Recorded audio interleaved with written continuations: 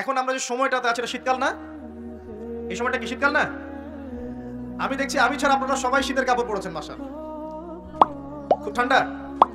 যুব সমাজের এত ঠান্ডা লাগে কেন? এই বয়সে এত ঠান্ডা লাগে কেন? এখন তো রক্ত গরম থাকার কথা নাকি? ঠান্ডা লাগে খুব, তাহলে তো সমস্যা। আচ্ছা, এটা তো শীতকাল চলছে নাকি? শীতকাল সম্পর্কে দুটো কথা বলে যে আপনার উপকার হবে ইনশাআল্লাহ, আমাদের উপকার হবে ইনশাআল্লাহ। একটা হাদিসে আসছে শীতকালটা হচ্ছে মুমিনদের জন্য গনিমত। মুমিনদের জন্য কি গনিমত? মানে হচ্ছে একটা সম্পদ, যে সম্পদটা যুদ্ধ করে লব্ধ করতে হয়, কিন্তু এখানে কোনো যুদ্ধের প্রয়োজনই হচ্ছে না। গনিমত, উপহার, গিফট। কিরকম? শীতকালে রাতটা হয় লম্বা, রাতি হয় লম্বা, হয় না? এতে করে সারা রাত আপনি অনেক ইবাদত করতে পারবেন। আর দিনটা হয় ছোট, দিনটা ছোট হয় না? এতে করে আপনি দিনের বেলা সওম বা রোজা রাখতে পারবেন। শীতকাল আসলেই সাহাবীরা বলতেন আহলান সাহলান, শীতকালকে বলতেন আহলান সাহলান, শীতকাল তুমি এসেছো আলহামদুলিল্লাহ। এখন রাত্রেবেলা হে কোরআনওয়ালারা তোমরা উঠে যাও এবং কোরআন তেলাওয়াত করতে থাকো, এবং দিনের বেলা তোমরা সওম পালন করতে থাকো আলহামদুলিল্লাহ। তো শীতের রাতটা কাজে লাগাতে পারি না আমরা? রাতের একটা অংশ ঘুমিয়ে যাবেন, শেষ অংশে উঠে তাহাজ্জুদ পড়বেন এবং কোরআন তেলাওয়াত করবেন এবং আল্লাহর কাছে হাত তুলে দোয়া করবেন। ইনশাআল্লাহ শেষ অংশে, রাতের শেষ অংশে আপনি যে দোয়াই করবেন আপনার রিজিক যদি হালাল হয় ইনশাআল্লাহ কবুল হয়ে যাবে। শীতকালকে কাজে লাগান। আবার দিনটা হয় ছোট, তাই দিনের বেলা আপনি সওম বা রোজা রাখতে পারবেন। আল্লাহ পাক তৌফিক দান করুন। শীতকাল সম্পর্কে একটা এরকম বর্ণনা আছে, যখন কঠিন শীত আসবে তখন ওই শীতটা থেকে একটা আশ্রয় প্রার্থনা করতে হয় আল্লাহর কাছে, আল্লাহ এই কঠিন শীত থেকে আমাকে বাঁচাও। কারণ কি জানেন? কারণ হচ্ছে জাহান্নাম বছরে 2টা নিঃশ্বাস ছাড়ে। কয়টা নিঃশ্বাস? একটা নিঃশ্বাস গ্রীষ্মকালে যখন প্রচন্ড দাবদাহ চলে, ওইটা হচ্ছে জাহান্নামের নিঃশ্বাসের ফসল। ওই প্রভাবে পৃথিবীতে এরকম দাবদাহ চলে। এই সায়েন্স বিশ্বাস করবে? করবে না। ওর বিশ্বাসের আমার যায় আসে না। আল্লাহ পাক বলেছেন সত্য, রাসূল বলেছেন সত্য।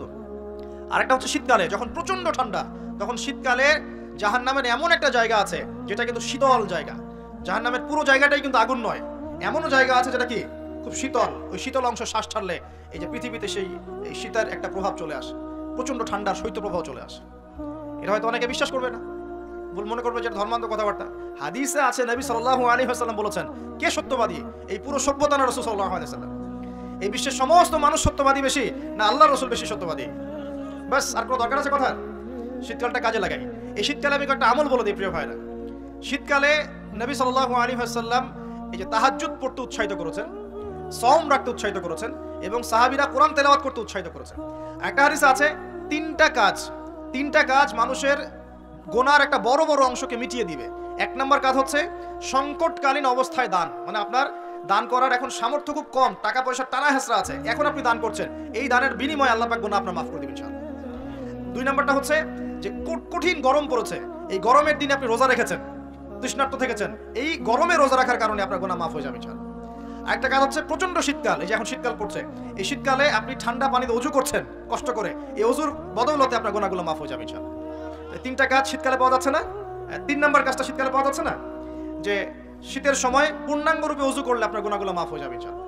তো শীতকালে মাশাআল্লাহ আমাদের ওয়াজ মাহফিলগুলো হবে, ওয়াজ মাহফিলগুলোতে অ্যাটেন্ড করবেন, ঈমান রিচার্জ করবেন, রাতের বেলা তাহাজ্জুদ পড়বেন ইনশাআল্লাহ, তাড়াতাড়ি ঘুমিয়ে যাবেন যাতে করে শেষ রাতে আপনি উঠতে পারেন।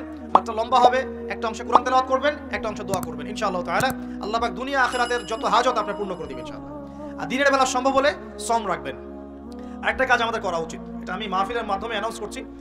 আমাদের উচিত শীতকালে আশপাশে যে দরিদ্র শীতার্থ মানুষগুলো আছে, স্পেশালি গ্রামাঞ্চলে, দেশের উত্তরাঞ্চলে কিন্তু প্রচুর শীত পড়ে, এরকম বিভিন্ন অঞ্চলে কিন্তু প্রচুর শীতার্থ মানুষ আছেন। এই শীতার্থ মানুষদের জন্য সামর্থ্যবানদের উচিত হবে শীত বস্ত্রের ব্যবস্থা করা, কম্বল হোক, অন্যান্য গরম কাপড় হোক, এগুলোর ব্যবস্থা করে বিভিন্ন ফাউন্ডেশন বা সংগঠন বা পলিটিক্যাল অ্যাসোসিয়েশন বা মসজিদ মাদ্রাসা এগুলোর উদ্যোগে এই শীত বস্ত্রগুলো মানুষের মাঝে বিতরণ করার চেষ্টা করতে হবে ইনশাআল্লাহ তাআলা। পারা যাবে না ইনশাআল্লাহ? আমরাও নিয়াত করছি ইনশাআল্লাহ এই শীতে আমরা পুরো বাংলাদেশ ব্যাপী আমাদের সামর্থ্য অনুযায়ী মানুষের সাদাকাগুলোকে কালেক্ট করে আমরা শীত বস্ত্র বিতরণ করবো ইনশাআল্লাহ তাআলা। এবং আমরা রিকোয়েস্ট করবো আপনাদের দানের হাতটাকে প্রশস্ত করতে। তবে মনে রাখবেন, কখনো যদি দেখেন যে আমার নামে বা আমাদের ফেসবুক আইডি ইউজ করে, পোস্টকে ইউজ করে কেউ দান সদকা চাচ্ছে, এনশিওর না হওয়া পর্যন্ত কেউ দান করবেন না। এরকম প্রচুর প্রতারক ফ্রড বের হয়েছে যারা আমাদের নাম ইউজ করে কিন্তু মানুষের কাছে টাকা পয়সা চাওয়ার চেষ্টা করছে। আমি কখনো মানুষের সামনে এভাবে কোনো প্রজেক্টের জন্য টাকা পয়সা চাই না। যদি চাই এইভাবে জনসমক্ষে এসে বলবো যে এই প্রজেক্টের জন্য চাচ্ছি। এবং এখন যেটা বললাম, ইনশাআল্লাহ শীতকালে আমরা শীত বস্ত্র বিতরণ করবো, যার যা সামর্থ্য আছে আমাদের অফিসিয়াল পেজে আমাদের সব নাম্বারগুলো, অ্যাকাউন্ট নাম্বারগুলো দেওয়া হবে, সেখানে আপনারা পাঠাবেন, আমরা বিতরণ করবো ইনশাআল্লাহ। এবং সেটা সম্পূর্ণ আমার নিজের তত্ত্বাবধানে চলবে ইনশাআল্লাহ তাআলা। এখন এই কাজগুলো শুধু আমরা করবো না, আপনারাও করবেন। বিভিন্ন সংগঠন থেকে করবেন, আপনাদের মসজিদ থেকে করবেন, মাদ্রাসা থেকে করবেন, পলিটিক্যাল অ্যাসোসিয়েশন থেকে করবেন, ধর্মীয় সংগঠনগুলো থেকে করবেন। এতে করে কি হবে জানেন? নবী সাল্লাল্লাহু আলাইহি ওয়াসাল্লাম বলেছেন, আপনি যদি কোনো বান্দা যদি অন্য মুসলিম ভাইয়ের কোনো হাজত প্রয়োজন পূরণ করে দেয়, আল্লাহ রাব্বুল আলামিন কিয়ামতের মাঠে তার হাজত পূরণ করে দিবেন ইনশাআল্লাহ। অন্য বর্ণনায় আছে দুনিয়া এবং আখিরাতে আল্লাহ পাক তার হাজত পূরণ করে দিবেন ইনশাআল্লাহ। একটা হাদিসে এসেছে, একজন বান্দা যতক্ষণ মুসলিম ভাইয়ের প্রয়োজন পূরণ করে, আল্লাহ রাব্বুল আলামিন ততক্ষণ পর্যন্ত তার প্রয়োজন পূরণ করে থাকেন।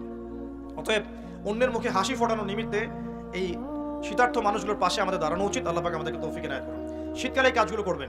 আর শীতকালে কিন্তু কিছু কিছু নোংরামি কাজ হয়, এই কাজগুলোও বর্জন করতে হবে। পারবেন না ইনশাআল্লাহ? 1 নম্বর নোংরামিটা হচ্ছে, শীতকালে দেখবেন এমন কিছু অনুষ্ঠানের আয়োজন করা হয় যেগুলোতে অপসংস্কৃতির বাদ্যযন্ত্র বাজতে থাকে। খেয়াল করে স্পেশালি দেখবেন গ্রামে গঞ্জে কিছু কিছু পিকনিক আয়োজন করে, এগুলোতে দেখবেন এমন গান বাজনা বাজায়, ডিজে গান বাজায়, যে মানুষের সারা রাত ঘুম হারাম হয়ে গেছে। হয় না এরকম হয়? ঐতিহ্য রক্ষা করতে সমস্যা নাই। শীতকালে আমাদের এখানে পিঠার উৎসব হতো না? তারপরে আমাদের এই যে একটা নবান্ন উৎসব হতো না? একটা দেশীয় লোকজ ঐতিহ্য থাকে, সেগুলো পালন করতে সমস্যা নেই যতক্ষণ পর্যন্ত সেগুলোর মধ্যে কোনো শিরক বেদাত বা হারাম না ঢুকছে। এগুলো পালন করতে সমস্যা নেই। কিন্তু আপনি পিকনিক করবেন, এখানে ধারসে মিউজিক প্লে করবেন, ডিজে বাজাবেন, মানুষের ঘুম নষ্ট করবেন, হারাম করবেন, এটা কি ইসলাম জায়েজ করেছে নাকি? এই কাজগুলো শীতে বেশি হয়, সতর্ক থাকবেন। শীতে আবার দেখি আমরা অনেকেই কি করি, ব্যাডমিন্টন খেলেন, তাই না? সরকারি লাইন থেকে একদম মাশাআল্লাহ ইলেকট্রিক লাইন নিয়ে।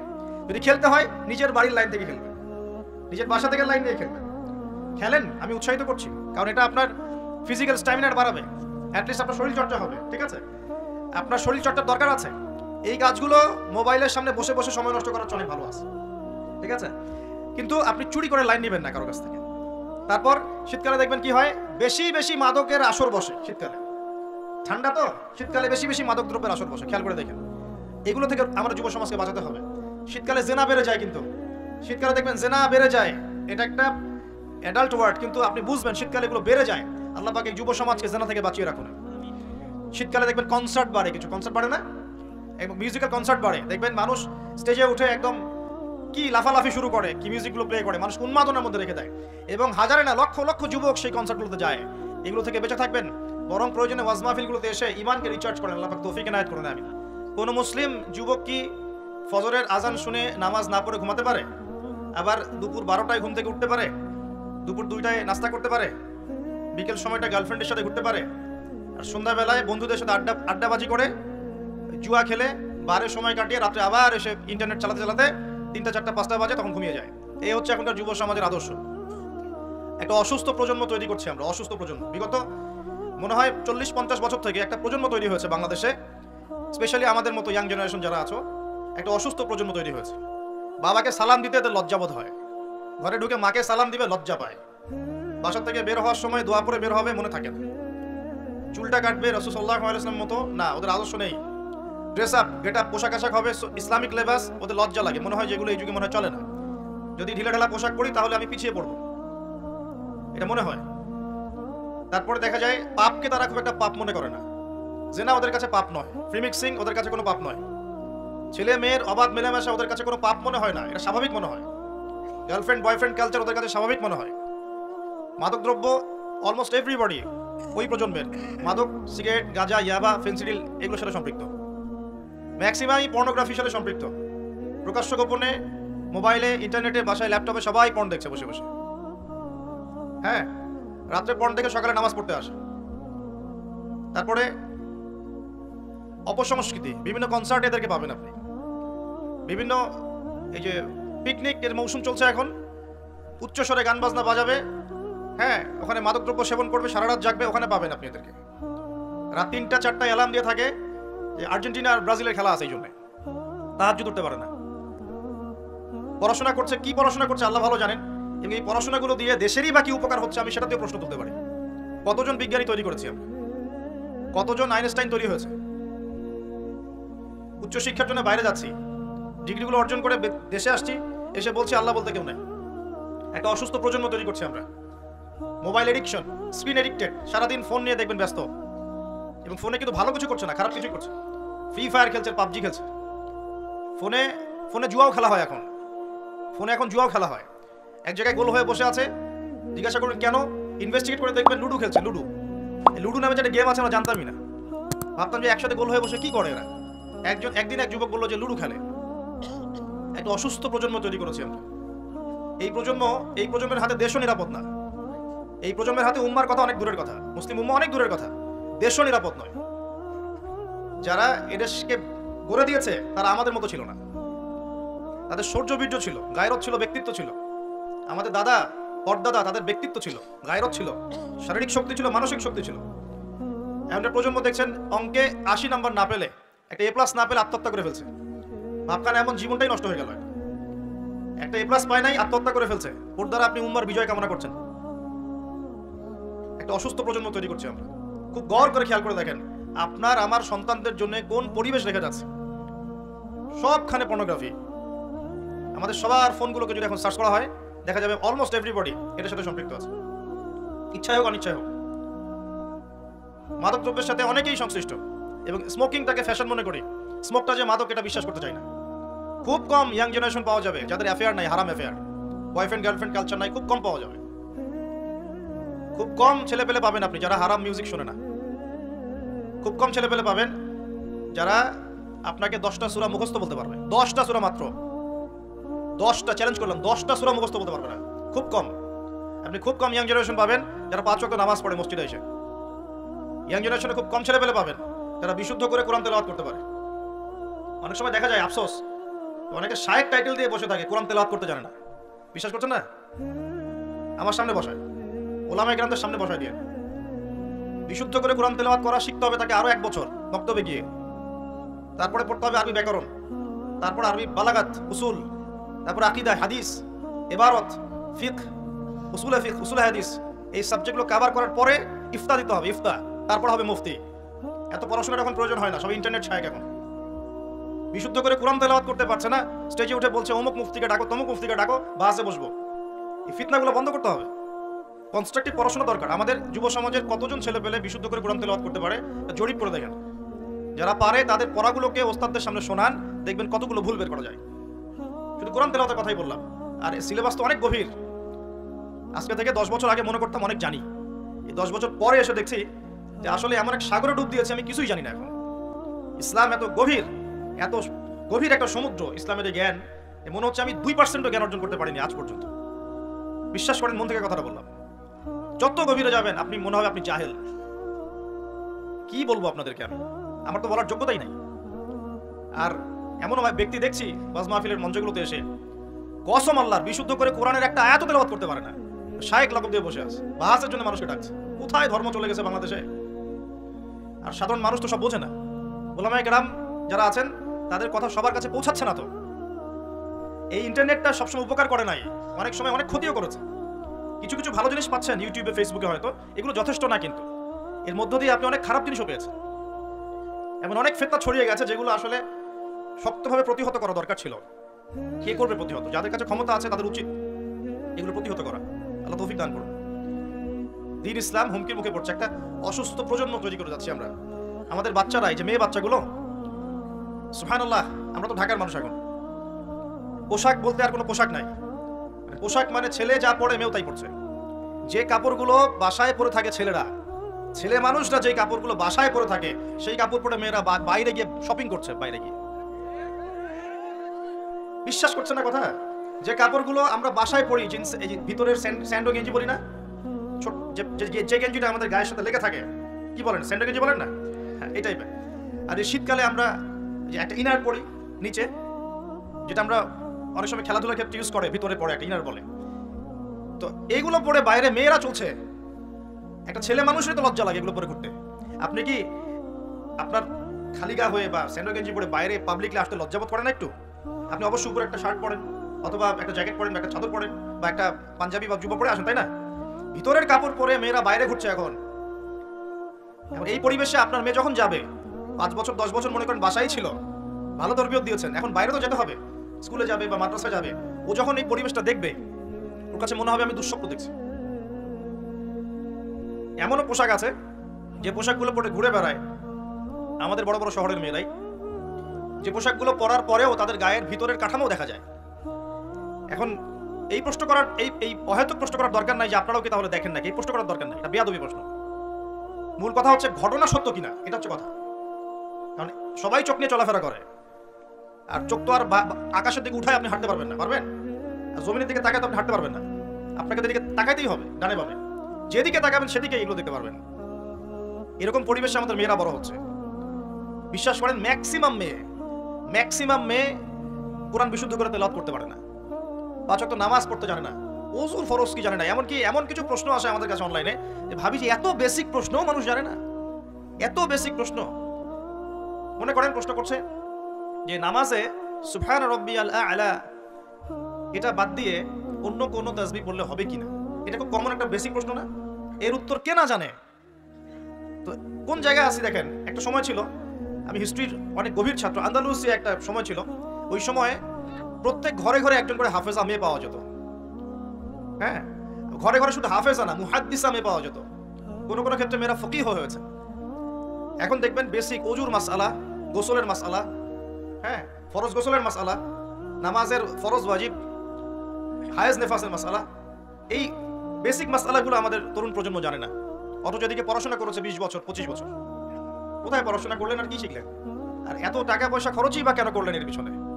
আমরা তো বলছি না যে জেনারেল শিক্ষায় শিক্ষিত হবেন না, কিন্তু ইসলামিক শিক্ষাকে বিসর্জন দিয়ে কি জেনারেল শিক্ষায় শিক্ষিত হতে হবে? ইসলামিক শিক্ষার কোনো দরকার নাই, দুনিয়ায় সবকিছু।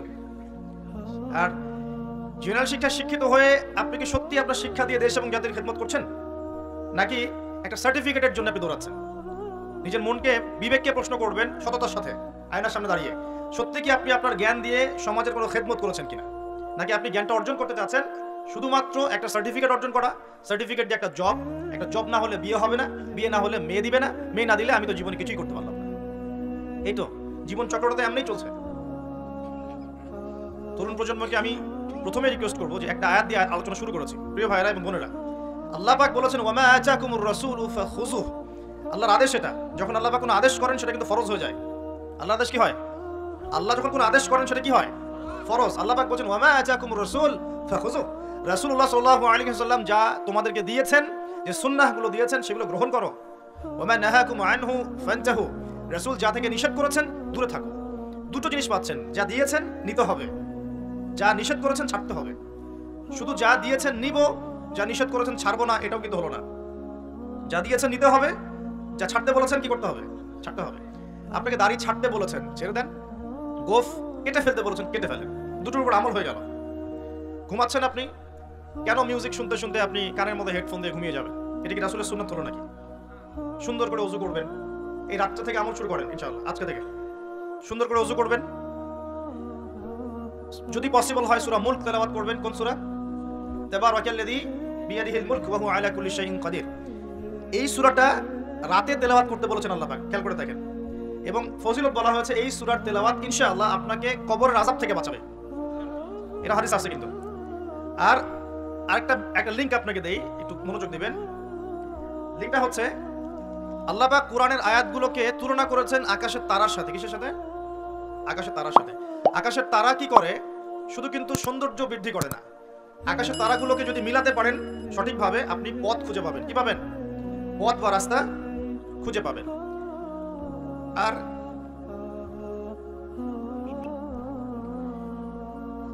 যদি আপনি কোরআনের আয়াতগুলোকে মিলাতে পারেন, আকাশের তারা মিলালে যেমন পথ খুঁজে পাবেন, ঠিক একইভাবে কোরআনের আয়াতগুলোকে যদি মিলাতে পারেন তাহলে আপনি হেদায়েত খুঁজে পাবেন ইনশাআল্লাহ। তাহলে এখানে একটা মিল আছে না? এখন সূরা মুলক আল্লাহ রাতে তেলাওয়াত করতে বলছেন, আর রাতের বেলায় আপনি আকাশে তারা খুঁজে পাবেন। মিল পাচ্ছেন? আরো একটা মিল বলে দিই। সূরা মুলকের মধ্যে আল্লাহ পাক বলেছেন আকাশের তারা দেখতে। কি বলেছেন? আকাশের তারা তাকাতে বলেছেন। আকাশের দিকে তাকাও, আল্লাহর নিদর্শনগুলোর দিকে তাকাও, আসমানের তারাগুলোর দিকে তাকাও। দেখো এই সৃষ্টির মধ্যে তুমি কোনো রকম খুঁত খুঁজে পাও কিনা, কোনো ত্রুটি খুঁজে পাও কিনা। পাওয়া যাবে? তোমার দৃষ্টি বারবার ব্যর্থ হয়ে ফিরে আসবে, কিন্তু কোনো ত্রুটি তুমি খুঁজে পাবে না। দেখেন আল্লাহ পাক বলছেন কোরআনের আয়াতগুলো পথ দেখাবে, ঠিক যেমন আসমানের তারাগুলো পথ দেখায়। আর আল্লাহ পাক রাতের বেলায় সূরা মুলক তেলাওয়াত করতে বলছেন, যেই সূরার মধ্যে তারা দেখার কথা আছে। মিল পাচ্ছেন? রাতের বেলা সূরা মুলক তেলাওয়াত করতে শেখেন, অথবা মুখস্থ করে ফেলেন। মুখস্থ করতে পারবেন না ইনশাআল্লাহ? কয়টা আয়াত এখানে? কয়টা আয়াত বলেন তো? কয়টা? আস্তাগফিরুল্লাহ। কয়টা আয়াত? 30টা। কয়টা আয়াত? নবীজি বলেছেন কোরআনে একটা সূরা আছে 30 আয়াতের। কত আয়াতের? 30 আয়াতের। এই 30 আয়াতের সূরা তার পাঠকের পক্ষে ঝগড়া করবে, আল্লাহ পাকের সাথে কথোপকথন করবে, বলবে যে আল্লাহ আমার পাঠকারীকে তুমি মাফ করে দাও, জোর দিবে। মানে এটা আল্লাহ পাকের ইচ্ছাতেই হবে, এবং আল্লাহ পাক তার কথা শুনবেন এবং তাকে মাফ করে দিবেন ইনশাআল্লাহ। এই সূরাটা মুখস্থ করা যাবে না ইনশাআল্লাহ। এই সূরার শেষে আরেকটা কথা আছে, পুরো সূরা বললে পুরো সূরা এই সূরা দিয়ে লেকচার শেষ হয়ে যাবে, এটা আরেকদিন বলবো ইনশাআল্লাহ। শেষের একটা কথা বলে দিই, এই সূরার শেষের দিকে একটা কথা আছে, কুল আরাআইতুম ইন আসবাহা মাউকুম গাওরান ফামা ইয়াতিকুম বিমাইন মাইন। আল্লাহ পাক বলছেন, তোমরা কি কখনো ভেবে দেখেছো যে যদি আল্লাহ পাক এই ভূগর্ভস্থ পানিটাকে নিচে নামিয়ে দেন, ভূগর্ভস্থ পানির স্তরটাকে নিচে নামিয়ে দেন, কোন সত্তা কি আছে যে তোমাকে সেই পানি এনে দিবে? আছে? এই আয়াত থেকে আমাদের একটা শিক্ষা আছে, একটু বলি শুনে। শিক্ষাটা হচ্ছে, আমরা এখন অপচয় খুব পটু, আমরা খুব অপচয় করি জিনিসপত্র। আমরা গ্যাস অপচয় করি, রাষ্ট্রের সম্পদ অপচয় করি, রাষ্ট্রের রাস্তাঘাট নিজের বাপ দাদার সম্পত্তি মনে করে নষ্ট করে ফেলি। সম্পত্তি কিন্তু আমার না, এটা রাষ্ট্রের, জনগণের। আপনি রাষ্ট্রের সম্পত্তি নষ্ট করতে পারেন না, আপনাকে কিন্তু জবাব দিতে হবে। এই যে রাস্তায় যাচ্ছেন, মনে করেন টোল দিতে হবে, বাইকটা টান দিয়ে টোল না দিয়ে চলে গেলেন, এই যে একটা চুরির অপরাধ হলো, প্রতারণা হলো আপনার, এটা হক ছিল রাষ্ট্রের, নষ্ট হয়ে গেল। এভাবেই রাষ্ট্রের সম্পদগুলো নষ্ট হচ্ছে, অনেকেই করছে, এটা করা যাবে না। এই পানি অপচয় করছি আমরা, গ্যাস অপচয় করছি, কোনো কোনো ক্ষেত্রে আমরা আমাদের হায়াতও অপচয় করছি না? হায়াত অপচয় করছি না, সময় হায়াত অপচয় করছি, আমাদের যৌবন অপচয় করছি। অপচয়ে পটু একটা জাতিতে পরিণত হয়েছে আমরা আর কি। আল্লাহ মাফ করুক আমাদেরকে। আল্লাহ পাক দেখেন, আল্লাহ পাক বলছেন পানির স্তর কিন্তু নিচে নেমে যেতে পারে, যদি নিচে নেমে যায় আল্লাহ ছাড়া কে আছে পানি নিয়ে আসবে তোমাদের জন্য? এই পানি অপচয় করতে করতে করতে করতে এখন পানির স্তর নিচে নেমে গেছে অলরেডি। ঢাকা সহ বাংলাদেশের, ঢাকা স্পেশালি, এর পানির যে লেয়ার এটা নিচে নেমে যাচ্ছে দিন দিন। খবর আছে আপনার? সারা দিন, একদিন 24 ঘন্টায় পুরো ঢাকা শহরের প্রত্যেকটা বাথরুমে যত গ্যালন গ্যালন পানি অপচয় হয়, এগুলোকে সংরক্ষণ করা গেলে বাংলাদেশে পানির অপচয়, পানির কোনো সংকটই থাকতো না। এখন মনে হচ্ছে পানি তো অনেক, সমস্যা নাই, পানি চলে যেতে কয়দিন সময় লাগবে? নদীগুলো শুকিয়ে যাচ্ছে না? আগের মতো পানি আছে নদীতে? নদীগুলো শুকাচ্ছে না? অপচয় এমন একটা কাজ, যখন একটা জাতি অপচয় করে তখন তাদের উপর থেকে বরকতটা উঠে যায়। কি উঠে যায়? বরকত। আমরা অপচয়টা বন্ধ করে দিই, আল্লাহ পাক তৌফিক দান করুন। আমাদের অপচয়টা দেখাচ্ছি, একটু দেখেন। আমরা মাশাআল্লাহ মসজিদে যাই, গিয়ে মাশাআল্লাহ আমরা ট্যাপটা ছাড়ি, আর যার ইমানের জোর যত বেশি তার ট্যাপের স্পিডও মাশাআল্লাহ তত বেশি। ঠিক আছে, পানি পড়তে থাকে দেদারসে, এক বালতি পানি দিয়ে আমরা ওযু করি, এক বালতি পানি দিয়ে আমরা একজন ওযু করি। খেয়াল করে দেখেন, এখন যদি মসজিদে নামাজ পড়তে আসে 500 জন মুসল্লি, 500 বালতি পানি খরচ করে ফেলেছে। উমর রাদিয়াল্লাহু আনহুর যুগ হলে এই মুসল্লিরা মাইর খেত। উমর রাদিয়াল্লাহু আনহুর যুগটা থাকলে এখন এই মুসল্লিদেরকে পিটানো হতো, ওখানে প্রশাসন থাকতো কতটুকু পানি খরচ করতো দেখার জন্য। এটা কি অপচয় মনে হচ্ছে না আপনার কাছে? এক বালতি পানি দিয়ে রাসূল সাল্লাল্লাহু আলাইহি ওয়াসাল্লাম এক বালতিরও কম পানিতে গোসল করতেন। সহিহ বুখারী পড়ে দেখেন, নবী সাল্লাল্লাহু আলাইহি ওয়াসাল্লাম এক বালতিরও কম পানি দিয়ে গোসল করতেন। আর আমরা ওযুই করি এক বালতি পানি লাগে, আধা বালতি পানি লাগে। আর এই শহরগুলোতে যে শাওয়ার ছেড়ে দিলাম, ব্যাস পড়ছে পানি 1 লিটার, 10 লিটার, 15 লিটার, 20 লিটার গোসল করতেছে। আর মহিলা ঢুকলে তো কথাই নাই, 40-50 লিটার পানিও চলে যেত। এই যে পানির অপচয়, এটা লেকচারে বলবো ভাবছিলাম, সুযোগ পাচ্ছিলাম না, আজকে মনে পড়েছে বলে দিলাম। পানির অপচয় করেন না, আল্লাহ পাক কিন্তু পানির নিয়ামত নিয়ে নিতে পারেন, পানির স্তর নিচে নেমে যেতে পারে, কিন্তু আল্লাহ পাক আমাদেরকে বোঝার তৌফিক দান করুন। শুধু পানি না, কোনো সম্পত্তিরই অপচয় করবেন না, ব্যক্তিগতও না, রাষ্ট্রেরও না। সম্পত্তি সঞ্চয় করার চেষ্টা করেন ইনশাআল্লাহ, তাহলে সামনের যে দিনগুলো আসবে কঠিন, ওই সময় ইনশাআল্লাহ লাভ হবে আমাদের। কঠিন দিন যে সামনে আসছে, এটা কি বিশ্বাস করেন না? বিশ্বাস করার দরকার নাই, যখন আসবে তখন বুঝেন। এখন শোনেন, যুবক ভাইদেরকে বলছিলাম এবং যুবতীদেরকেও বলছি, স্পেশালি ইয়াং জেনারেশনে বেশি, তার তোমাদেরকে বলছি, আল্লাহ পাকের এখানে দুইটা কথা আছে। একটা কথা, রাসূলের আদেশ যা যা আছে মানতে হবে, নিষেধ যা যা করেছেন বর্জন করতে হবে। স্টার্ট করেন ঘুম থেকে, ঘুমানোর সময় আপনি সূরা মুলক পড়েন। সূরা মুলক তেলাওয়াত করতে হলে কোরআন তেলাওয়াত করার আগে শিখতে হবে, তাই তো? সবাই জানি তো কোরআন তেলাওয়াত করা জানি? কনফিডেন্স নাই? কোরআন তেলাওয়াত করা জানেন না? আল্লাহ সবাইকে তৌফিক দেখ। আজকের মাহফিল সার্থক হবে যদি একটা ওয়াদা করে বাসায় যান, এই ওয়াদায় মাহফিল সফল করবেন। আগামী মার্চ মাসের মনে হয় 20 থেকে 25 তারিখের দিক থেকে সম্ভবত রমজান শুরু হবে।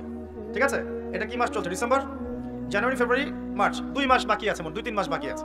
এই 3 মাস সময়ের মধ্যে এই মাহফিলে উপস্থিত প্রত্যেক যুবক যুবতী বিশুদ্ধ করে কোরআন তেলাওয়াত করা শিখবেন, ওয়াদা করেন, আল্লাহর কাছে ওয়াদা করেন, শিখবেন ইনশাআল্লাহ। ইনশাআল্লাহ। শয়তান 3টা ধোঁকা দিবে। কয়টা ধোঁকা? হাত নামান। শয়তান 3টা ধোঁকা দিবে, এটা সবাইকে দেয়, আপনাকেও দিবে। 1 নাম্বার ধোঁকা দিবে যে আমি অনেক জানি, আমার জানার দরকার নাই।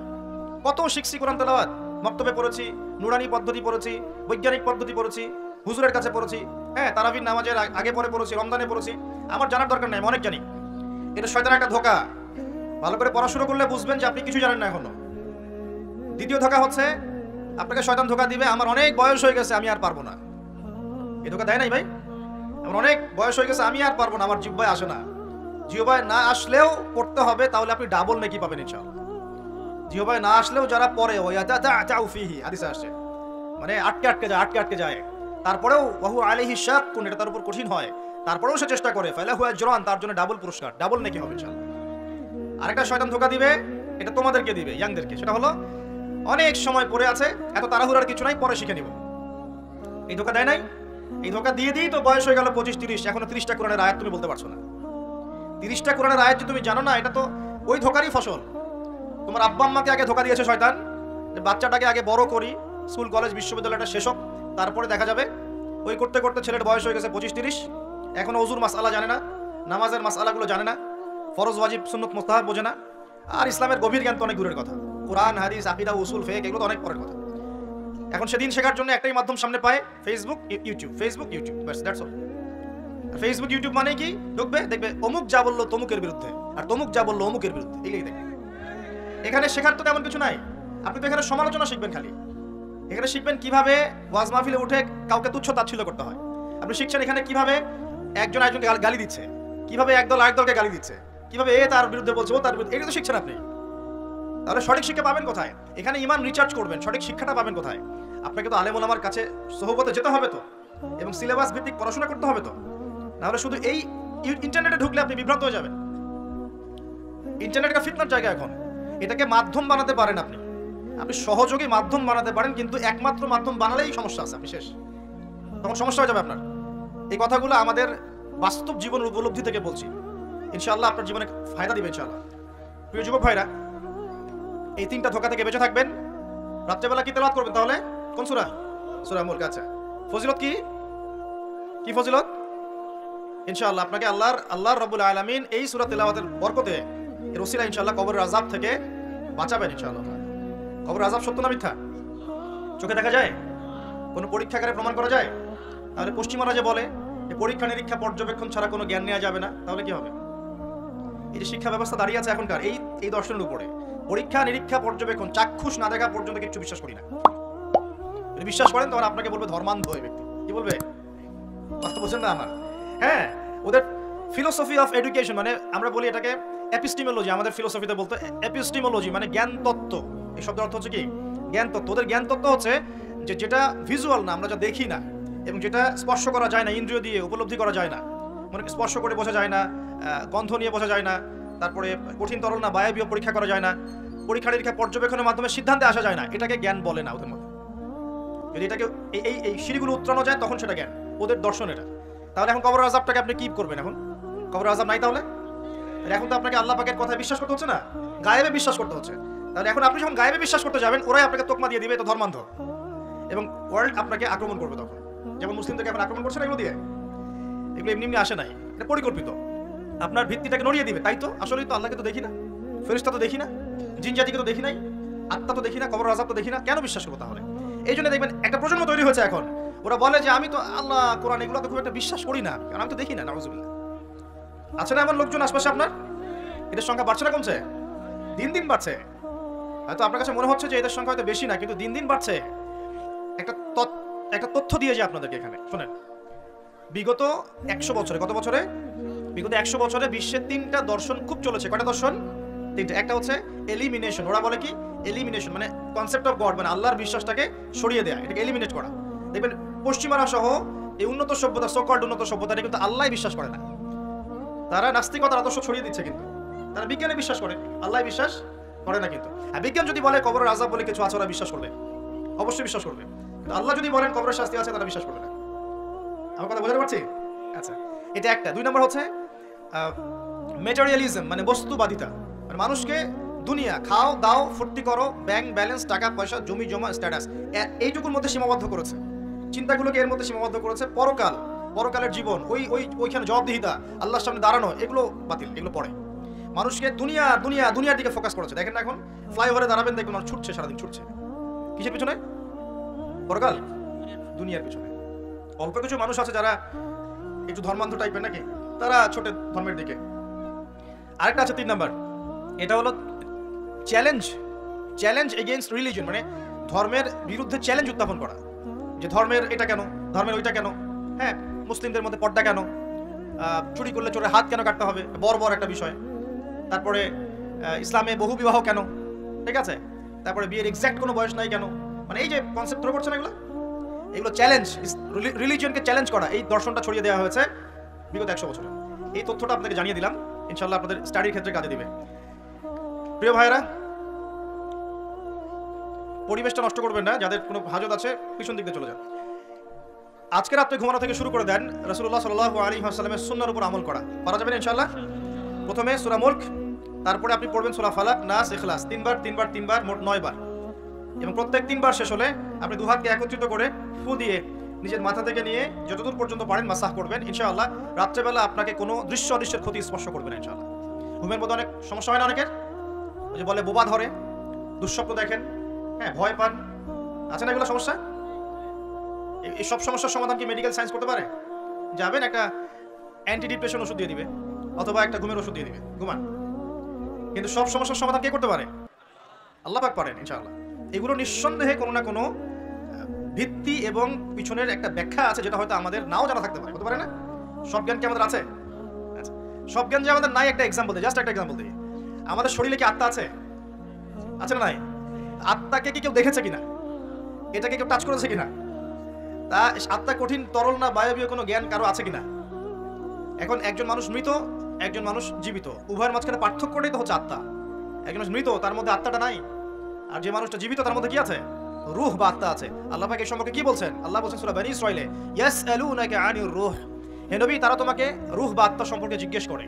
কুলির রূহু মিন আমরি রাব্বি, তুমি বলে দাও হে নবী, রূহ হচ্ছে তোমার রবের একটা আদেশ মাত্র। কি একটা আদেশ? আদেশে এসেছে, আদেশে চলে যাবে, কোনো কারণ লাগে নাকি? আমরা কারণ ব্যাখ্যা করতে চাই, এটাকে বলে কার্যকারণ তত্ত্ব। প্রত্যেকটা কাজের পিছনে একটা কারণ ব্যাখ্যা করি, হ্যাঁ, এটা কেন হলো এই কারণে, এটা কেন হলো এই কারণে, এটাকে বলে কার্যকারণ তত্ত্ব। আল্লাহ পাকের হুকুমে মানুষ যে মারা যাচ্ছে, এর পিছনে কোনো কারণ লাগে নাকি? এই যে একটা মানুষ হাঁটছে ডেড, এখন আমরা বলে দিলাম হৃদযন্ত্রের ক্রিয়া বন্ধ হয়ে মারা গেছে, এই তো, এই কথা তো। ক্রিয়াটা বন্ধ হলো কিভাবে? ভালোই তো ছিল, হঠাৎ করে কি হলো? কার হুকুমে হলো? এটা কোনো হুকুমদাতা নাই, এই কনসেপ্টটাই তো বিশ্বাস করছে না এখন। তো রূহ বলে কিছু একটা আছে না, এই রূহের কি ব্যাখ্যা আমি করতে পারবো? এই জ্ঞান কি আমার আছে? আল্লাহ বলছে ওয়া মা উতীতু মিনাল ইলমি ইল্লা কলিলা, এই বিষয়ে তোমাদেরকে খুবই কম জ্ঞান দেওয়া হয়েছে, জ্ঞানই দেওয়া হয়নি এই বিষয়ে। জ্ঞান কে দেয়? নাকি সব জ্ঞান আমরা অ্যাচিভ করি? জ্ঞানতাত্ত্বিক দর্শন শোনেন, কিছু মানুষ বলেছে সুদীর্ঘকাল ধরে মানুষ বুদ্ধি থেকে জ্ঞান পায়। কি থেকে পায়? বুদ্ধি থেকে। আবার কিছু মানুষ বলেছে মানুষ অভিজ্ঞতা থেকে জ্ঞান পায়। কি থেকে? অভিজ্ঞতা হয়েছে, জ্ঞান পেয়েছে। আগে জানতেন না, এখন জানতেন। এখানে বিষয়টা কি? এর চূড়ান্ত বক্তব্যটা কি? চূড়ান্ত বক্তব্য দিয়েছে ইসলাম বলছে ওয়াকুলিল হাক্কু মির রাব্বিকুম, হক বা সত্য রবের পক্ষ থেকে আসে। সূরা বাকারায় আছে ওয়াআল্লামা আদামাল আসমাআ কুল্লাহা, আল্লাহ পাক আদম আলাইহিস সালামকে সমস্ত নাম শিক্ষা দিয়েছেন। সূরা আলাকায় আছে আল্লামাল ইনসান মা লাম ইয়ালাম, মানুষকে সেই জ্ঞান শিক্ষা দিয়েছেন যা মানুষ জানতো না। জ্ঞানকে শিক্ষা দিয়েছেন, তাহলে জ্ঞান কার পক্ষ থেকে আসে? এখানে একটা কথা মনে রাখবেন, আপনার যদি অনেক বড় ডিগ্রি সার্টিফিকেট থাকে, যদি হৃদয়টা পরিচ্ছন্ন না হয়, হৃদয়ে নূর না থাকে, আল্লাহর মারিফত বসিরা না থাকে, তাহলে কিন্তু আল্লাহর পক্ষ থেকে জ্ঞান পাওয়া খুব ডিফিকাল্ট। আপনি কাগজের কিছু জ্ঞান পেতে পারেন, তথ্য পেতে পারেন, ইনফরমেশন পেতে পারেন, প্রকৃত জ্ঞান পাওয়া খুব টাফ আছে। আল্লাহ পাক বোঝার তৌফিক দান করুন। সূরা ফালাক, নাস, ইখলাস পড়বেন, সূরা মুলক পড়বেন, ওযু করার কথা বলেছি। এর পাশাপাশি আপনি সূরা কাফিরুন পড়বেন। কোন সূরা? কোনটা বলেন তো? প্রথম লাইন কি? কুল ইয়া আইয়ুহাল কাফিরুন। মাশাআল্লাহ। আচ্ছা, এই সূরাটা ফজিলত আছে। যদি আপনি প্রত্যেক রাতে সূরা কাফিরুন পড়েন ঘুমানোর আগে, ইনশাআল্লাহ তাআলা আল্লাহ পাক আমাকে শিরকের পাপ থেকে বাঁচিয়ে রাখবেন ইনশাআল্লাহ। কিসের পাপ? শিরকের পাপ কি সবচেয়ে বড় পাপ না ছোট পাপ? একটা হাদিস বলে দেই, ইনশাআল্লাহ যথেষ্ট হবে। রাসূলুল্লাহ সাল্লাল্লাহু আলাইহি ওয়াসাল্লামকে আল্লাহ পাক একটা ওয়াদা করেছেন। কি ওয়াদা করেছেন? আল্লাহ পাক বলছেন মেরাজের রাতে, হে নবী মুহাম্মদ সাল্লাল্লাহু আলাইহি ওয়াসাল্লাম, তোমার উম্মতের মধ্যে যে কোনো ব্যক্তি যদি আসমান জমিন সমান পাপ নিয়ে আমার সামনে হাজির হয়, কিন্তু আমার সাথে কাউকে শরীক করেনি, শিরকের পাপ নাই, আমি আল্লাহ তার সামনে আসমান জমিন সমান ক্ষমা নিয়ে হাজির হব। কথা কি বুঝতে পারছেন? অনেক পাপ করেছেন আপনি, পাপের শেষ নাই, কিন্তু আপনি শিরকের পাপ করেন নাই। ইনশাআল্লাহ একদিন না একদিন আপনি জান্নাতে যাবেন ইনশাআল্লাহ। আল্লাহ পাক সমস্ত পাপ মাফ করতে পারেন, কোন পাপ ছাড়া? শিরক। তওবা করলে এখনই মাফ করতে পারেন ইনশাআল্লাহ। তো এই শিরকের পাপ থেকে আপনাকে বাঁচাবে কোন সূরা? সূরা কাফিরুন। তেলাওয়াত করেন, দেখবেন শিরক আপনি চিনে ফেলবেন ইনশাআল্লাহ, সেখান থেকে আপনি দূরে থাকতে পারবেন ইনশাআল্লাহ। আর শিরক থেকে বাঁচার জন্য একটা কিতাব আমি সাজেস্ট করেছি অনেকবার, কিতাবুত তাওহীদ। কোন কিতাব? কিতাবুত তাওহীদের শারাহ বা ব্যাখ্যা আছে, অনেকগুলো প্রকাশনা থেকে বের হয়েছে, কিনতে পারেন। বাংলায় অনুবাদ করা আছে, বইটা পড়তে পারেন। তবে বইটা একটু কঠিন, অনেকে হয়তো বুঝতে পারবেন না সবকিছু। যেটাই বুঝবেন না, স্থানীয় বড় আলেম যিনি আছেন, হকপন্থী আলেম, তার কাছে গিয়ে জিজ্ঞাসা করবেন। একা একা পণ্ডিত হতে যাবেন না, একা একা পণ্ডিত হয়ে গেলে সমস্যা। ওই যে এক শ্রেণী বের হয়ে গেছে যে কোরআন মানলেই হবে, হাদিস মানার কোনো দরকার নেই, আছে না? হ্যাঁ, এই যে বেশি পণ্ডিত এখানে কোরআনের দলিলকে অগ্রাহ্য করলো। আল্লাহ যে বলছেন রাসূল যা দিয়েছেন নাও, রাসূলের দেওয়াগুলো পাবো কোথায়? রাসূল যা দিয়েছেন সেগুলো কি কোরআনে আছে নাকি? রাসূল যেগুলো দিয়েছেন ওগুলো কোথায় আছে? রাসূল যেগুলো থেকে নিষেধ করেছেন ওগুলো কোরআনে আছে নাকি? রাসূল যেগুলো নিষেধ করেছে কোথায় আছে? তাহলে এই অংশটুকু বাদ দিয়ে কোরআন মানা যাবে নাকি? তার মানে হচ্ছে আমি কোরআনটাই তো মানলাম না, তাহলে আমি কোরআনটাই মানিনি আসলে। তো এই যে সমস্যা, নিজে বেশি পণ্ডিত হতে গেলে প্রবলেম আছে। ওলামায়ে কেরামের সাথে সম্পর্ক রাখতে হবে। আর কোন ওলামায়ে কেরামের সাথে সম্পর্ক রাখবেন? যাদের সকালের ফতোয়া দুপুরের একটা পিটানিতে রাত্রে চেঞ্জ হয়ে যায়। সকালে একটা ফতোয়া দিয়েছে, ওই ফতোয়া দেওয়ার কারণে দুপুরে একটা মাইর খাইছে, রাত্রেবেলা সেই ফতোয়া চেঞ্জ, হকপন্থী হয়ে গেল। এমন বহু আছে, মানে এমন কিছু মতাদর্শ নিয়ে চলে যেগুলো নিয়ে চললে জীবনে কোনো বাধা বিপত্তির অবকাশ নাই, সারা জীবন দাওয়াতি কাজ করেই যাবে, কেউ একটু শব্দ করবে না তার বিরুদ্ধে। রাসূলুল্লাহ সাল্লাল্লাহু আলাইহি ওয়াসাল্লামকে 23 বছরে এত মার খেতে হইলো কেন? তাহলে আমাকে একটা প্রশ্ন উত্তর দেন। লা ইলাহা ইল্লাল্লাহ এর দাওয়াত তো নবী সাল্লাল্লাহু আলাইহি ওয়াসাল্লামও দিয়েছেন, আর আমিও দিচ্ছি, আপনিও দিচ্ছেন। তো রাসূলুল্লাহ সাল্লাল্লাহু আলাইহি ওয়াসাল্লামের উপরে এত বাধা বিপত্তি, নির্যাতন, নিপীড়ন নেমে আসে, আর আপনার ঘরে এত এত এত অর্থ সম্পদ করিয়ে আসতেছে, ঘটনাটা কোথায়? তাহলে এই লা ইলাহা ইল্লাল্লাহ গুলোর মধ্যে নিশ্চয়ই পার্থক্য দেখা যাচ্ছে। কথা মানে বোঝেন না? যেই লা ইলাহা ইল্লাল্লাহ এর দাওয়াত দেওয়ার জন্য নবী সাল্লাল্লাহু আলাইহি ওয়াসাল্লামকে গালি খেতে হয়েছে 15টা। কয়টা বলেন? 15টা গালি খেতে হয়েছে। আর রাহিবুল মাকতুম বই পড়ে দেখেন, যেই লা ইলাহা ইল্লাল্লাহ এর দাওয়াত দেওয়ার কারণে রাসূলকে 16 বার হত্যা করার চেষ্টা করা হয়েছে। কতবার? পড়েন, সিরাতের বই পাবেন। মক্কা বিজয়ের সময় তাওয়াফ করার সময়ও তাকে হত্যার চেষ্টা করা হয়েছে। যেই লা ইলাহা ইল্লাল্লাহ দাওয়াত দেওয়ার জন্য নবী সাল্লাল্লাহু আলাইহি ওয়াসাল্লামের ঘাড়ে উটের নাড়ি ভুঁড়ি চাপিয়ে দেওয়া হয়েছে, দেশান্তরিত করা হয়েছে, তায়েফের মানুষ ইটপাটকেল নিক্ষেপ করেছে, রক্ত ঝরেছে। সেই একই লা ইলাহা ইল্লাল্লাহের দাওয়াত দেওয়ার পরে আমার ঘরে বিলিয়ন বিলিয়ন ডলার আসতেছে, সমস্যা কোথায়? তাহলে সমস্যা কোন জায়গায়? নিঃসন্দেহে উভয় লা ইলাহা ইল্লাল্লাহের মধ্যে পার্থক্য আছে। হ্যাঁ, আমি এমন লা ইলাহা ইল্লাল্লাহের দাওয়াত দিচ্ছি যে দাওয়াত দিলে কোনো সমস্যা নাই, আমি সব তরকারিতেই চলবো, পার পেয়ে যাবো ইনশাআল্লাহ। আর যদি হকপন্থী লা ইলাহা ইল্লাল্লাহের দাওয়াত দিতে যান তাহলে সমস্যা আছে। আল্লাহ রাব্বুল আলামিন আমাদেরকে সৎ কাজের আদেশের সাথে সাথে অসৎ কাজে নিষেধ করার তৌফিক দান করুন। বিশ্বাস করেন নবী সাল্লাল্লাহু আলাইহি ওয়াসাল্লাম যদি সারা জীবন বলতেন সুবহানাল্লাহ পড়লে এত নেকি হয়, আলহামদুলিল্লাহ পড়লে এত নেকি হয়, আল্লাহু আকবার পড়লে এত নেকি হয়, কোনো সমস্যা হওয়ার কথা ছিল না। নবী সাল্লাল্লাহু আলাইহি ওয়াসাল্লামকে প্রস্তাব দেওয়া হচ্ছে, তুমি যে আল্লাহর ইবাদত করো সেই আল্লাহর ইবাদত আমরা করব, পাশাপাশি আমরা আমাদের লাত ওজ্জা মানাতেরও ইবাদত করব। হবে কি? নবী সাল্লাল্লাহু আলাইহি ওয়াসাল্লাম বলছেন, জি না, হবে না। কুলু লা ইলাহা ইল্লাল্লাহ তুফলিহুন, লা ইলাহা ইল্লাল্লাহ বলে সমস্ত বাতিল ইলাহকে অ্যাভয়েড করতে হবে, এলিমিনেট করতে হবে, তারপর হবে মুসলিম। এখন আপনি 5 ওয়াক্ত নামাজও পড়বেন মাশাআল্লাহ, এদিকে সুদও খাবেন, আপনি রমজান মাসে সাওমও রাখবেন মাশাআল্লাহ, আপনি ঘুষও নেবেন, আপনি এদিকে দান সদকাও করবেন, আবার যাকাতও দিবেন না, এদিকে মাশাআল্লাহ আপনি তাহাজ্জুদ পড়বেন, পর্দা মানবেন না, হ্যাঁ, এদিকে আপনি তাসবিহ তাহলিল করছেন, হজ উমরা করছেন বছর বছর, এদিকে দুর্নীতিও করবেন, অন্যের সম্পদ আত্মসাৎও করবেন। এই লা ইলাহা ইল্লাল্লাহ তো আল্লাহর রাসূল শিখান নাই, শিখাইছেন নাকি? উদখুলু ফিস সিলমি কাফা মানে কি? তোমরা পরিপূর্ণরূপে ইসলামে কি করো? প্রবেশ করো। এখন ইসলামে পরিপূর্ণ প্রবেশ মানে কি? নামাজও পড়বেন, সুদও খাবেন, আর এদিকে রোজাও রাখবেন, ঘুষও খাবেন, এদিকে হজ উমরা করবেন, বনের সম্পত্তি মেরে খাবেন। এগুলো কি লা ইলাহা ইল্লাল্লাহ শিক্ষা? মনে রাখবেন, লা ইলাহা ইল্লাল্লাহ এর হকপন্থী ওলামায়ে কেরাম যারা, সোহবতে গিয়ে পড়ে দিন শিখবেন ইনশাআল্লাহ। পারবেন না? এটা চেনার জন্য আপনাকে এত কষ্ট করতে হবে না, এত কষ্টের প্রয়োজন নাই। খালি দেখবেন যে কাদের দাওয়াতে বাধা বিপত্তি নেমে আসে আর কাদের আসে না, এতটুকু চোখ কান খোলা রাখলেই বুঝতে পারবেন ইনশাআল্লাহ। এই জন্য একজন মজলুম বলেছিলেন যে তাকে মৃত্যুর সময় বলা হচ্ছে কালিমা পড়েন। কি পড়েন? কালিমা পড়েন। সে বলছে যে আমাকে কোন কালিমা পড়তে বলছে? যে কালিমা তোমরা পড়ছো সেই কালিমা পড়ার পর তোমাদের রুটি রুজির ব্যবস্থা হচ্ছে, আর আমি যে কালিমাটা পড়েছি এই কালিমার জন্য তুমি এসেছো আমার গলায় আজকে ফাঁসির কাষ্ট চলাতে। এই হচ্ছে অবস্থা। প্রিয় ভাইরা, দুনিয়ার জীবনটা চূড়ান্ত নয়, এখানে সফল হতে হলে একটা আয়াতেই যথেষ্ট আপনার জন্য। আজকে রাসূল যা দিয়েছেন নিয়ে নেন, যা দেন নাই ছেড়ে দেন, যা নিষেধ করেছেন ছেড়ে দেন, ব্যাস, আর কিছু করতে হবে না। ঘুমানো থেকে শুরু করেছি আপনার জন্য, আমি একটু গুছিয়ে দিব আপনাকে সারাদিন, তারপর শেষ করে দিব ইনশাআল্লাহ। এবার আপনি ডান পাশে কাত হচ্ছেন, হয়ে বলবেন আল্লাহুম্মা বিইসমিকা আমুতু আহইয়া। তার আগে যদি সম্ভব হয় 33 বার সুবহানাল্লাহ, 33 বার আলহামদুলিল্লাহ, 34 বার আল্লাহু আকবার পড়ে আপনি ঘুমিয়ে যাবেন। এখন যদি আপনি 6 ঘন্টা বা 8 ঘন্টা ঘুমিয়ে থাকেন, প্রত্যেক সেকেন্ডে আপনি নেকি পাবেন ইনশাআল্লাহ। কেন নেকি পাবেন? কারণ আপনি আপনার আদর্শ মতো ঘুমান নাই, আপনি রাসূলুল্লাহ সাল্লাল্লাহু আলাইহি ওয়াসাল্লামের আদর্শ মতো ঘুমিয়েছেন, মুহাম্মদ রাসূলুল্লাহর উপর আমল করেছেন। মুহাম্মদ রাসূলুল্লাহ মানে কি? প্রতিটা কাজ করতে হবে কার তরিকায়? রাসূলুল্লাহ। এটা বোঝেন। লা ইলাহা ইল্লাল্লাহ মানে কি? মানে আল্লাহ ছাড়া আর কিছুই চলবে না। সোজা কথা, আল্লাহ ছাড়া আর কিছুই কি চলবে? কিছু চলবে না। মুহাম্মদুর রাসূলুল্লাহ মানে হচ্ছে প্রতিটা কাজ করতে হবে কার পদ্ধতিতে?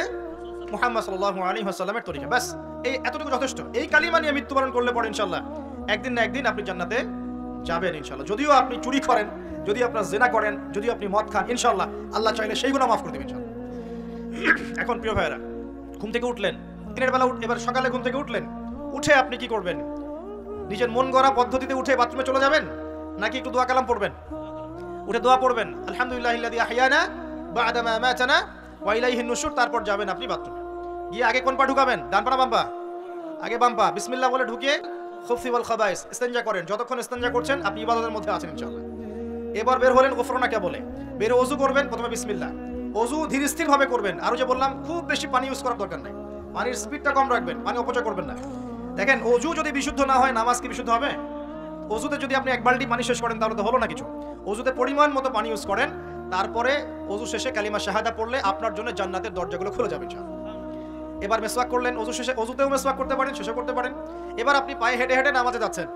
নামাজে যাওয়ার সময় বাসা থেকে বের হবেন, এমনি এমনি বের হবেন না দোয়া পড়বেন? কোন দোয়া পড়বেন? বিসমিল্লাহি তাওয়াক্কালতু আলাল্লাহি ওয়ালা হাওলা ওয়ালা কুওয়াতা ইল্লা বিল্লাহ। ব্যাস বের হওয়ার সাথে সাথেই একজন ফেরেশতা আপনার সাথে চলে আসবে ইনশাআল্লাহ, শয়তান দূরে চলে যাবে। এবার পায়ে হেঁটে হেঁটে আপনি মসজিদ যাচ্ছেন, প্রত্যেক পদক্ষেপে হাঁটছেন, একটা করে পা ফেলছেন, একটা গুনাহ মাফ, একটা করে পা ফেলছেন, একটা নেকি লেখা হচ্ছে। আর কি চাই বলেন? আল্লাহ পাক রহমত দিচ্ছেন, মর্যাদা বাড়াচ্ছেন। এই সময় একটা দোয়া পড়তে পারেন, আমি শিখিয়ে দিই। এই দোয়াগুলো সব হিসনুল মুসলিম বইয়ের মধ্যে আছে। প্রিয় ভাই, সবগুলো দোয়া মুখস্থ করে ফেলেন। সারা জীবনে কত কিছু মুখস্থ করলেন। আমি ফখর করছি না, কিন্তু আমি বিশ্বাস করেন এই মুহূর্তে যদি বাংলাদেশের সব দোয়ার বইও না থাকে, মুখস্থ একটা পুরা হিসনুল মুসলিম লিখে দিতে পারবো ইনশাআল্লাহ। পুরা বইটা মুখস্থ করে ফেলবেন ইনশাআল্লাহ। পারা যাবে না? যদি ইসলাম তো এমনই, পৃথিবীতে যদি কোনো কোরআনের কপিস এখন না থাকে, এরকম কপিস, এরকম লক্ষ লক্ষ হাফেজ, কোটি কোটি হাফেজে কোরআন আছেন, আগামীকাল হওয়ার আগেই, সূর্য ওঠার আগেই কোরআন লেখা শেষ হয়ে যাবে। হবে না? মুখস্থ করে ফেলবেন। সবকিছু অ্যাপসে নির্ভর হবেন না, বইয়ে নির্ভর হবেন না, নিজের জেহেনে নিয়ে নেবেন ইনশাআল্লাহ। এরপরে আপনি চলার পথে পড়বেন আল্লাহুম্মা ইজআল ফি কলবি নূরা ওয়া ফি লিসানি নূরা ওয়া ফি সামঈ নূরা ওয়া ফি বাসারি নূরা ওয়া আন ইয়ামিনি নূরান ওয়া আন শিমালি নূরান ওয়া মিন ফাওকি নূরা ওয়া মিন তাহতি নূরা আল্লাহুম্মা ইজআল ফি নাফসি নূরা। এই দোয়াটা পড়তে পারেন। এতে করে আল্লাহ পাক আপনাকে নূর দিবে। কি দিবে? নূর বা আলো দিবে ইনশাআল্লাহ। এই নূর আপনার জীবনেও লাগবে, কবরেও লাগবে ইনশাআল্লাহ। এবার নামাজে গেলেন, মসজিদে ঢুকবেন, কি এমনি এমনি না দোয়া আছে? ডান পা দিয়ে ঢুকবেন, দোয়া পড়বেন বিসমিল্লাহ ওয়াসসালাতু ওয়াসসালামু আলা রাসূলিল্লাহ আল্লাহুম্মা ইফতাহ লি আবওয়াব রাহমাতিক। আরেকটা দোয়া আছে, আউযু বিল্লাহিল আযীম ওয়া বিওয়াজহিল কারীম ওয়া সুলতানিহিল কদীম মিনাশ শাইতানির রাজীম। এটাও পড়তে পারেন। ব্যাস এই দোয়া পড়লে শয়তান থেকে আপনি নিরাপদে থাকবেন। নামাজে দাঁড়ালেন, এই যে ফজর পড়বেন, যোহর, আসর, মাগরিব, এশা, 5 ওয়াক্তের নামাজ পড়বো না? প্রত্যেক ওয়াক্তের জন্য একটাই নসিহত, সেটা হলো নামাজের বাহ্যিকতা গুরুত্বপূর্ণ, কিন্তু বাহ্যিকতার চাইতে বেশি গুরুত্বপূর্ণ হচ্ছে নামাজের আধ্যাত্মিকতা, নামাজের হার্ট, মানে মারিফত, ইহসান, খুশু, এগুলো বেশি ইম্পর্টেন্ট। নামাজে মনোযোগ ঠিক থাকছে কিনা খেয়াল রাখতে হবে। মনোযোগ বাড়ানোর বুদ্ধি কি? কয়েকটা টিপস বলে দেই। মনোযোগ বাড়ানোর বুদ্ধি হচ্ছে নামাজে যা বলছি মুখ দিয়ে, এগুলোর আরবির অর্থগুলো আপনার জানতে হবে। যদি আপনি অর্থটা জানেন, দেখবেন আপনার মনোযোগ অনেক বেড়ে গেছে ইনশাআল্লাহ। অর্থ না জানলে আপনি দাঁড়িয়ে থাকবেন, হাই তুলবেন, হাই, হুজুর তেলাওয়াত করছে, আপনি হাই তুলবেন, কারণ অর্থ আপনি বোঝেন না।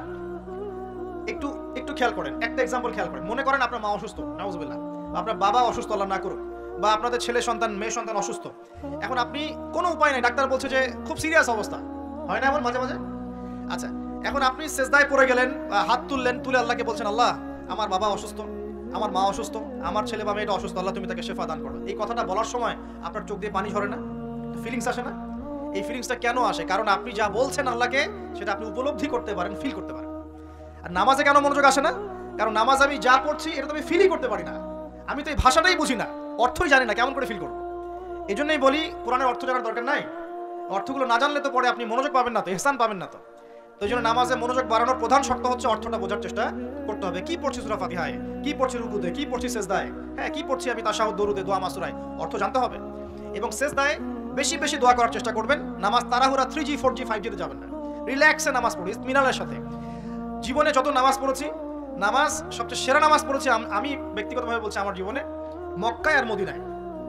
নামাজ পড়লে দেখবেন মনে হবে যে আপনি মানে অন্য একটা জগতে চলে গেছেন। মাশাআল্লাহ, এত চমৎকার তিলাওয়াত, এত খুশু, বিনয়, নম্রতা, রিল্যাক্স, ধীর স্থির ভাবে 2 রাকাত ফজরের নামাজ পড়াচ্ছে, মাশাআল্লাহ 15 মিনিট 20 মিনিট সময় লাগছে। এবং তিলাওয়াত হচ্ছে চোখ দিয়ে পানি না ঝরে যাবেই না, কারণ আপনি ফিল করবেন এই যে মদিনায় আমি দাঁড়িয়ে নামাজ পড়ছি, এখানেই তো কোরআন নাজিল হয়েছে। এই যে মক্কায় নামাজ পড়ছি, এখানেই কোরআন নাজিল হয়েছে, এই আয়াতগুলো এখানেই নাজিল হয়েছে। ফিল করতে হবে। তো এখন নামাজ যারা পড়াই আমরা ইমাম সাহেব আছি, আমি রিকোয়েস্ট করবো যে নামাজটাকে একটু রিল্যাক্সের সাথে, খুশু খুশুর সাথে পড়াই। আমি জানি মুসল্লিরা এখন খুব ব্যস্ত, ইমাম সাহেব লম্বা করতে চাইলে মুসল্লির সাথে মুসল্লি এসে ডিস্টার্ব করা শুরু করে নাকি, ইমাম সাহেব আপনার কি কাজ নাই, এত লম্বা করেন কেন? প্রিয় ভাইরা, দুনিয়াতে কেন এসেছি বলেন তো? দুনিয়াতে কেন আসছি আমরা? ওমা খলাকতুল জিন্না ওয়াল ইনসা ইল্লা লিয়াবুদুন, কার ইবাদত করতে আসছি? তো দুনিয়াতে নামাজই তো বেস্ট ইবাদত। এই ইবাদত করতেই এত সময় হচ্ছে না, তাহলে দুনিয়াতে আসলাম কেন ভাই? দুনিয়া থেকে আমি শুধু বউ বাচ্চা সন্তান সন্ততি আর ব্যবসা বাণিজ্য করতে আসছি? আল্লাহ পাক তো পাঠিয়েছেনই আমাকে ইবাদত করার জন্য, তাহলে আমি ইবাদতে এত তাড়াহুড়া কেন? রিল্যাক্স থাকেন, আল্লাহ পাক তৌফিক দান করুন। এইভাবে 5 ওয়াক্ত নামাজ পড়বেন, আল্লাহ পাক তৌফিক এনায়েত করুন। নামাজের কিছু বাহ্যিক মাসআলা আছে, এই মাসআলাগুলোকে নিয়ে কিছু ইখতিলাফ চলে আসছে দীর্ঘদিন থেকে। এই ইখতিলাফগুলোতে গিয়ে উম্মাহকে বিভক্ত করবেন না আল্লাহর ওয়াস্তে। যে যেটার উপর আমল করছেন আল্লাহর ওয়াস্তে করেন, কিন্তু এক ভাই আরেক ভাইয়ের সাথে গোশত কামড়াকামড়ি করেন। কথা কি বুঝতে পারছেন? এগুলো ইখতিলাফি মাসআলা, ফিকহি মাসআলা, উলামায়ে কেরামের মধ্যে ইখতিলাফ দীর্ঘদিন থেকে ছিল, থাকবে। যে যার মতো আমল করছেন করতে থাকেন, যেটা আপনার কাছে বেশি সহি মনে হচ্ছে, যেটা আপনার কাছে বেশি গ্রহণযোগ্য দলিল মনে হচ্ছে, আপনি সেটার উপর আমল করেন, কোনো সমস্যা নেই। কিন্তু এই ইস্যুগুলোকে কেন্দ্র করে মসজিদগুলোকে ভাগ করে করে উম্মাহকে বিভক্ত করেন না। এতে কাফের মুশরিক মুনাফিকরা হাসে আমাদেরকে দেখে, ওরা আমাদেরকে দেখে হাসে, দেখো কি জাতি, কি কি বিষয় নিয়ে উম্মাহকে বিভক্ত করে নিজেরাই আপসে বিভক্ত হয়ে গেছে। একটা বিভক্ত জাতিকে শাসন করা সহজ না ঐক্যবদ্ধ জাতিকে শাসন করা সহজ? বলেন। এখন আমরা তো বিভক্ত না ঐক্যবদ্ধ? সুবহানাল্লাহ। কাফের মুশরিকদের মধ্যে যদি 100টার মধ্যে 90টা বিষয়ে দ্বিমত থাকে, একটা বিষয় ঐক্যমত যে মুসলিমদেরকে ডমিনেট করতে হবে, মুসলিমদেরকে মানে ডিঙ্গিয়ে উপরে যেতে হবে, ওরা একমত, মাশাআল্লাহ, ওরা ঐক্যবদ্ধ। আর আমাদের মধ্যে যদি দেখেন আপনি যে 90টা বিষয় আমরা একমত, এই 4টা 5টা 6টা বিষয় আমরা দ্বিমত, ওই কয়েকটা বিষয় যথেষ্ট উম্মাহকে বিভক্ত করে ফেলার জন্য। তাহলে আমরা নিশ্চয়ই দূরদর্শিতা সম্পন্ন জাতি হলাম। আল্লাহ পাক জানি না আমাদের কবে বোধোদয় দিবেন। দোয়া করি আল্লাহ পাক এমন প্রজন্ম যেন নিয়ে আসেন যারা স্মার্ট হয়, বিচক্ষণ হয়, উম্মাহকে ঐক্যবদ্ধ করতে পারে। আমিন। যদি আমাদের দ্বারা না হোক, আল্লাহ পাক এমন প্রজন্ম নিয়ে আসুক যে এই প্রজন্ম আল্লাহ রাব্বুল আলামিনের জমিনে উম্মাহকে ঐক্যবদ্ধ করে উম্মাহকে এগিয়ে নিয়ে যাবে ইনশাআল্লাহ। প্রিয় ভাইরা, এভাবে নামাজ শেষ করেন। এখন নামাজের পর কি চলে যাবেন? জিকির আজকার আছে, তাসবিহ তাহলিল আছে, কোরআন তেলাওয়াত করতে পারেন। প্রয়োজন হলে বা সম্ভব হলে আপনি ইশরাকের নামাজ পড়তে পারেন, একটা কবুল হজ, একটা কবুল উমরার নেকি পাবেন ইনশাআল্লাহ। এরপরে আপনি প্রয়োজনে চাষতের নামাজ পড়তে পারেন। এখন নাস্তা খাবেন, নাস্তা খাওয়ার সময় কি মন গড়া ভাবে খাবেন নাকি রাসূলের পদ্ধতিতে খাবেন? রাসূলুল্লাহ সাল্লাল্লাহু আলাইহি ওয়াসাল্লামের মতো করে খান। 3 ভাগ খাবেন, 1 ভাগ খাবার, 1 ভাগ পানি, 1 ভাগ ফাঁকা। এবং খাবার আগে বিসমিল্লাহ, শেষে আলহামদুলিল্লাহ। খাওয়াটাও কি হবে তখন? ইবাদত। এভাবে আপনি পড়াশোনা করবেন। এরপরে স্কুলে যাবেন বা কলেজে যাবেন বা বিশ্ববিদ্যালয়ে যাবেন বা আপনার চাকরি ক্ষেত্রে যাবেন, ব্যবসা ক্ষেত্রে যাবেন, বিভিন্ন জায়গায় চলে যাবো আমরা। এখন কি নামাজ তো পড়লাম রাসূলের মতো, তাহাজ্জুদ পড়লাম রাসূলের মতো, ওযু ইস্তেঞ্জা খাবার খেলাম রাসূলের মতো। এখন কি আমি অর্থনৈতিক জীবনে গিয়ে রাসূলের খেলাফ চলবো? আমি কি শিক্ষা ক্ষেত্রে গিয়ে রাসূলের খেলাফ চলবো? আমি কি পরিবারে এসে এখন রাসূলের আদর্শের বিরুদ্ধে চলবো? তাহলে কি আমি পরিপূর্ণ মুসলিম হতে পারবো? তাহলে সমাধান কি? ব্যবসা করতে গিয়েছেন, এখানে ব্যবসার সুন্নত আছে, মাপে কম দিতে পারবেন না, পণ্যে ভেজাল মিশাতে পারবেন না, কাউকে ঠকাতে পারবেন না, ঠিক আছে, মজুদদারি করতে পারবেন না, আপনি কৃত্রিম সংকট তৈরি করতে পারবেন না, ব্যবসার মূলনীতি মেনে চলবেন, ইনশাআল্লাহ আপনি এখানেও নাকি পাবেন ইনশাআল্লাহ। বরং সৎ ব্যবসায়ী হলে পরে আপনি নবীদের সাথে হাসর করতে পারবেন ইনশাআল্লাহ। চাকরি করতে গিয়েছেন, এখন কি ফাঁকি দিবেন কাজে? এখন কি ঘুষ দিবেন? এখানে কি আপনি সুদ খাবেন? এখানে কি আপনি দুর্নীতি করবেন? এখানে আপনার চয়েস, আপনি যদি করেন ক্ষতিগ্রস্ত হবেন। ইবাদত বন্দেগীর জীবনে আপনি মুসলিম হলেও এই ক্ষেত্রে কিন্তু আপনি পরিপূর্ণ মুসলিম হতে পারছেন না। আবার যদি সমাজে যান, এখানে কি আপনি কি মন গড়া সব কাজ করবেন, মন গড়া বিধান প্রয়োগ করবেন? এটা কিন্তু আপনার চয়েস। কিন্তু যদি আপনি করে ফেলেন, তাহলে ওই ক্ষেত্রে আপনি পরিপূর্ণ মুসলিম হতে পারলেন না। এভাবেই জীবনের প্রত্যেকটা ক্ষেত্রে যদি আমরা রাসূলের আদর্শ মেনে চলি, অটোমেটিকলি সমাজে শান্তি, শৃঙ্খলা, স্থিতিশীলতা চলে আসবে ইনশাআল্লাহ।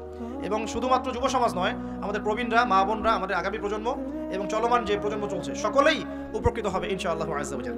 আজকের এই একটা আয়াত জাস্ট আমি তেলাওয়াত করেছি, ওটা আমি ক্ষুদ্র জ্ঞানে ব্যাখ্যা করার চেষ্টা করলাম।